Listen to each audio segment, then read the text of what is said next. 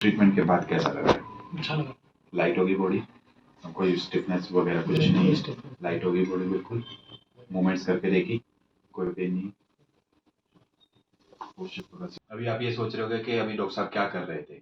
Late me explain you. This patient was having multiple joint pain, पूरी body में stiffness due to continuous work on laptop and little bit sedentary lifestyle. तो इनकी पूरी body की alignment disturb थी, तो मैंने उसकी पूरी बॉडी की अलाइनमेंट ठीक की है। इनका टीएमजे चेक किया है, ऑक्सीपुट चेक किया है, उसको ठीक किया है, और पूरी बॉडी की अलाइनमेंट इनको लंबर स्पाइन में, लोअर एसआई जॉइंट में भी, राइट एसआई जॉइंट में प्रॉब्लम थी, तो ये सारी हमने प्रॉब्लम्स को इनको करेक्ट किया है।